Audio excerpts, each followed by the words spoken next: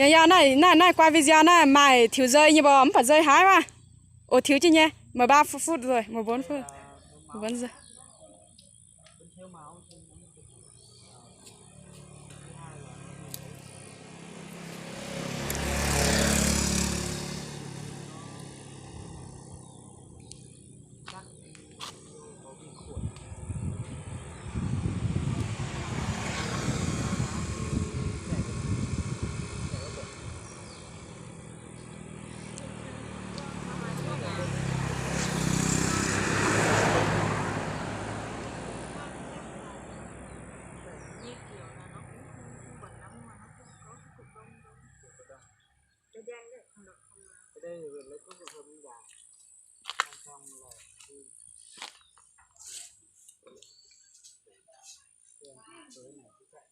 Anh em cô hay sẽ lại hả?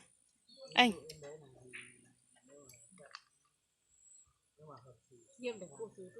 Chứ dạo đấy. Tức tù.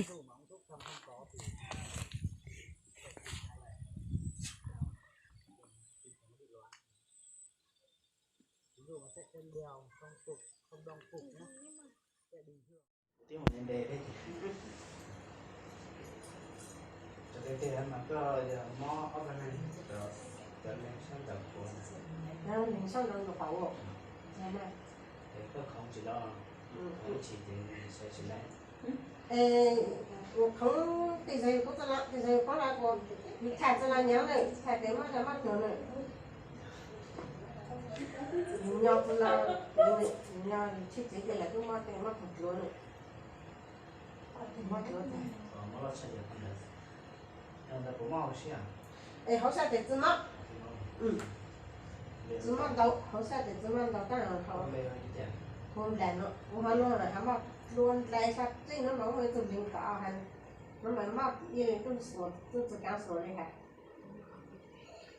nó rồi nào đấy lo đã sử dụng máy rồi kia chú cái chú nhìn độ con sẽ bị thằng con ra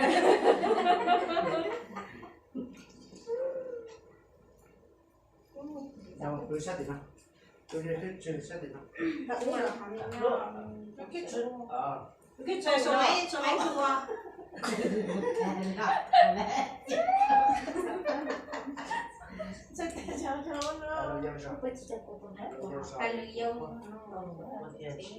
tôi gặp con rồi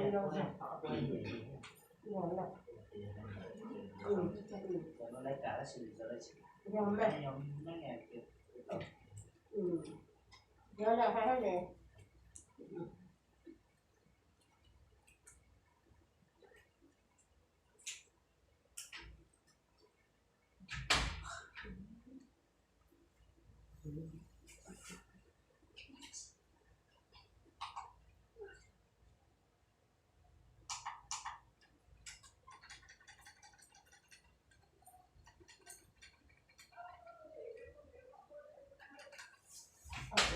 nó cũng mà nó cứ mà sao hết đấy còn nhớ còn chắc là còn nó mà nó như này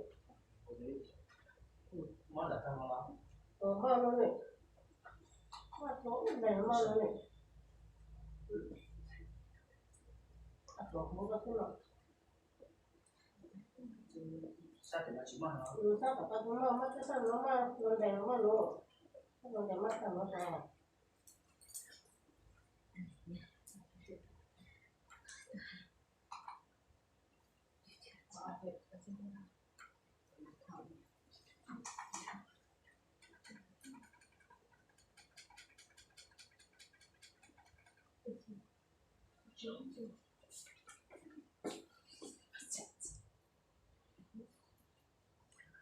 cho gì bữa cứ sát nhiều các người cho nên thì sai tận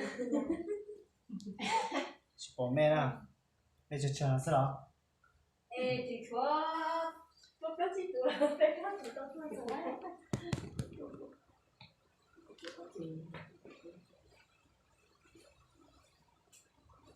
sát sẽ về dạ thử Thế cái tại nên nghĩ anh tưởng không? mình tưởng tập phát tích quá Mỹ từ tỉnh cho nó hết tầm. Đã đi xe từ đó chết rồi đó anh tưởng là nó tụt tỉnh nó thấy sao? Nhắc về nhà đi về chỗ nhà sống cho mình tưởng nó không được đấy. Nhất là nhất rồi đó đấy. Một lần một chuyện. Một lần thì cả lần sẽ kể ở dưới quảng.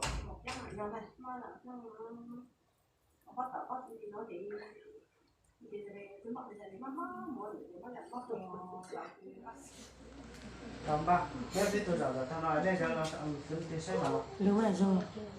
Tôi nói tôi sẽ làm. Tôi là xem. Đấy tôi là giàu thế nào?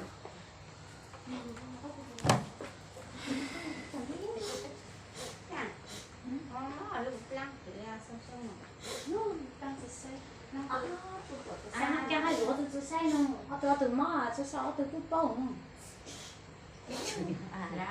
Sai vẫn đó. Cái đó tôi lại chỉ chửi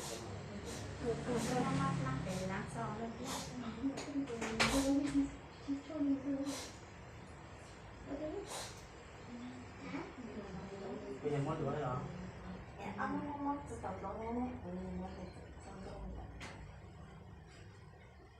Đuổi mà đi nó mất sức hư rồi. Cuộc đời đúng không? sớm mong này em ta bắt nó thôi. Chỉ mong chưa không? Năm hồi làm thì nhà mong khai. Còn bây giờ nó để theo có lúc nó có xả để xả được không? Bây giờ tôi cho em ra sau vào cái giải nhà, sau ba cái giải nhà thì chỉ mong. Còn thì mong thì nhau là mong nụ là mong đi. Và đây dây cuốn thì chỉ mong. Đúng rồi. Chỉ mong mà kiểu chỉ sẽ tạo được để nó được sầu lên dần để người tổng hậu là xuống. Cho đó ta chọn đây con ba nó chỉ nhà. Mong thì thì tôi ơn ta nhẹ nhàng Dây trời. về hưu. Cho bây giờ mong thôi đấy. Thôi chìm rồi. Dây nó. Bắt tôi nhà mong luôn nó thì tôi có tôi nhà mà.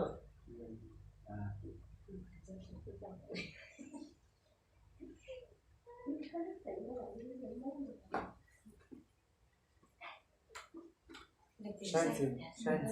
Một phần này. Nó chỉ có sảnh là sảnh shi nó chỉ chụp tranh. Thì lúc sảnh là sảnh shi nó sẽ mà bây giờ không hiểu mà. Là mê đó mà mê. Chứ con nó làm chơi thằng này. Chưa chán được con.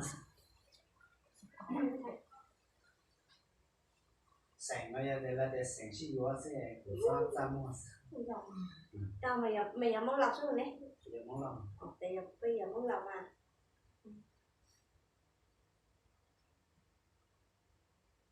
Rồi mong xả chè nó. Mà ta học sẽ. Chỉ mà chè có thể chè có thang thôi. Sao tan sọt từ trong dần sọt là sọt. Thì không là ôi nó phải có học chị chén rồi ở trên này mình khai chị chén cái mà chị chén đâu chứ.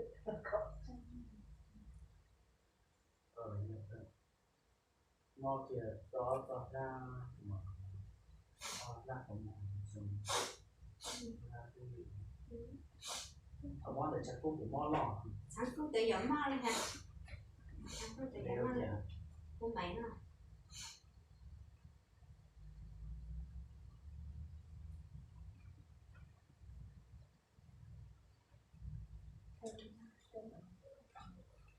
Sai tao á? sao ta tuần gì nhé Sao là gì? Sai được ăn sai sai. giờ món này tôi là cái đó Từ hóa tôi tao không.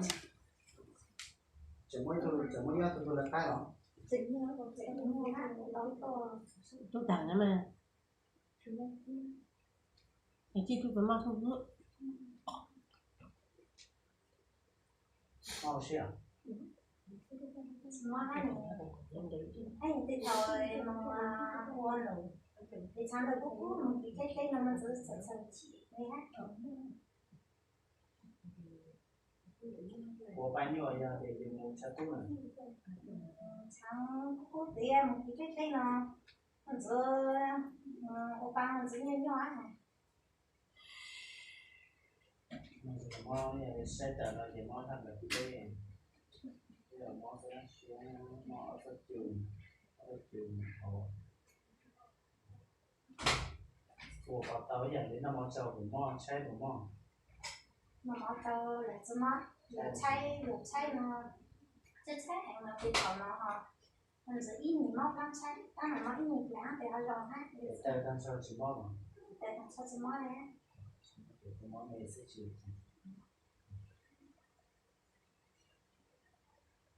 để nó chỉ luôn mình đâu nhiều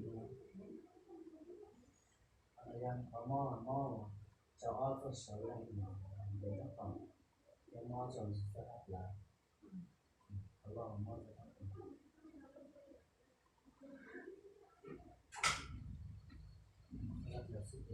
không dùng dùng su không cho cái chuyện nhà rồi gọi này rồi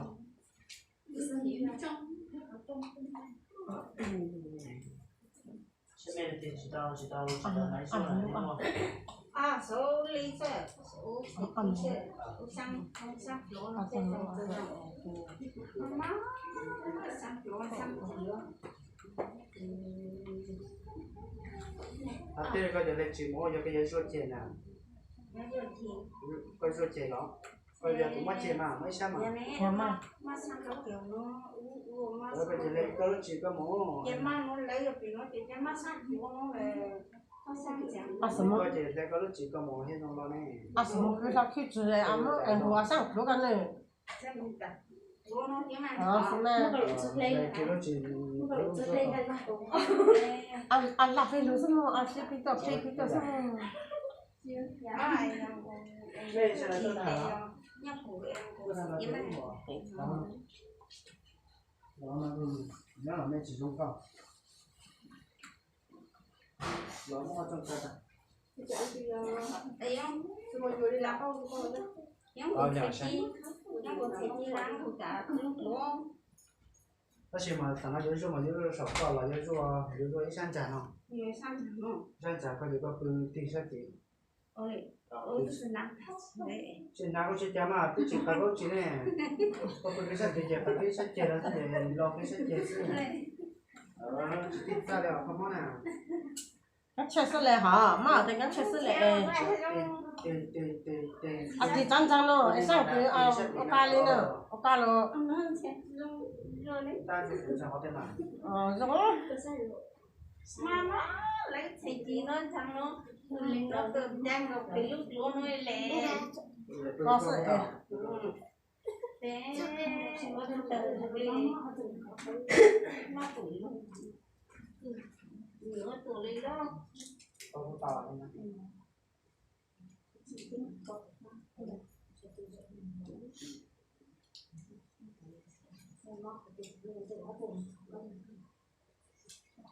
nó đang gặp cái lúc lúa nó lẹ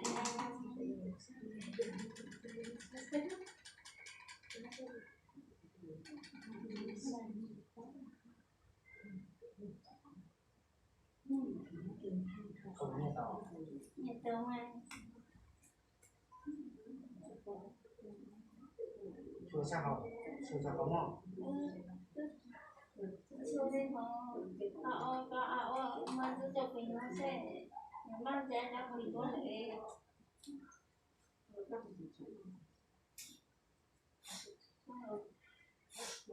mang dòng nó cũng là ra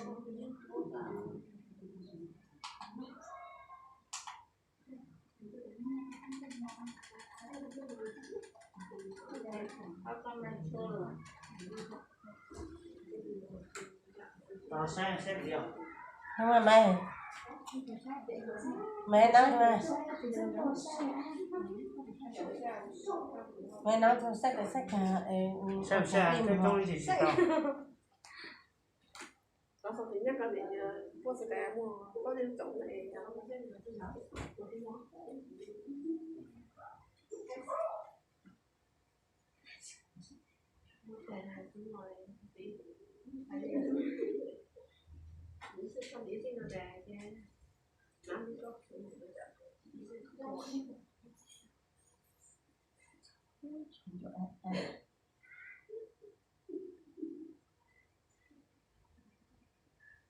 nó chọn ngon nó chọn như thế ở lá xem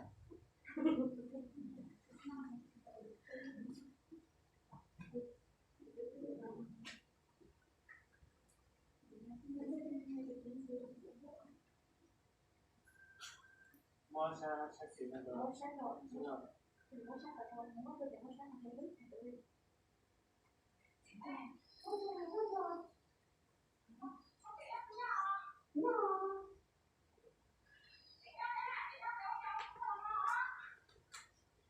nhiều hơn đấy đâu không được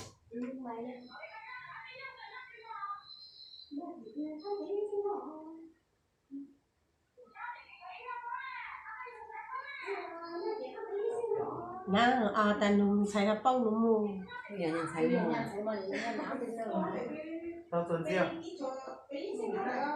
từ đây nãy sao lưu vào chỉ mua nhiều vào từ đây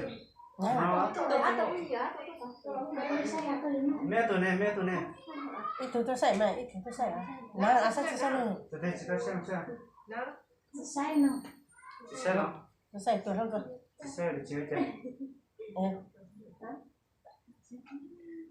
đã sai là cái tổ đấy cái tổ được sai là xem tạt hả xem là xem thì xem à rồi giờ xài thật tệ họ sau đây là xài rồi chú ta xài nhiều giờ lo tao để xem à để xem ở đây đấy mua nó tốt rồi sinh tổ được sai là hàng giờ mình sẽ khoa một thỏ sai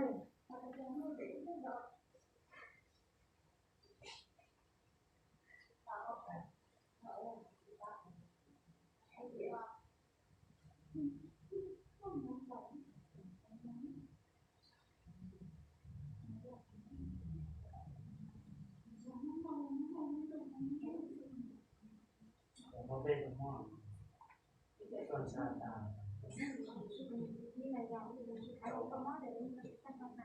chống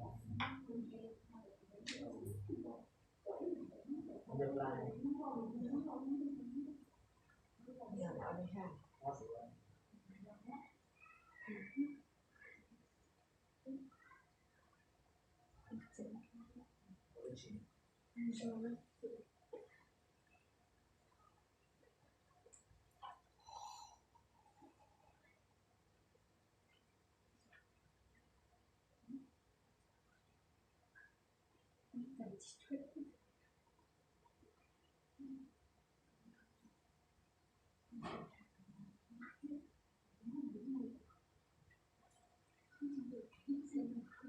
tuần riêng rồi tụi cái xem là xem nhà có tôi xài tài tăng này dễ tả tôi xài nó tài tăng này em mà sẽ sai được nha em tôi xài nhận thấy tôi sáng sai nhận thấy đã biết xài lấy ăn xài chút tôm nữa mà sai sai đây xài chút tôm xem tôi làm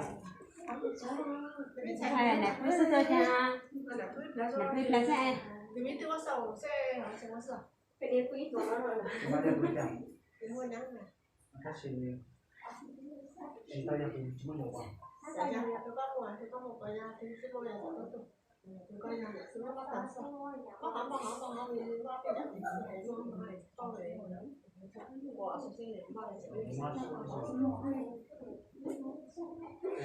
lưu ý người công trình vấn đề mua tiền tiền mua đen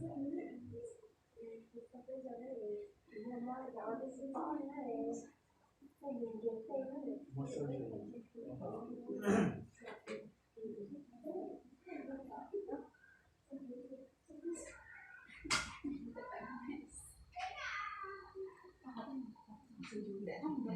nhà mua số nó chỉ chua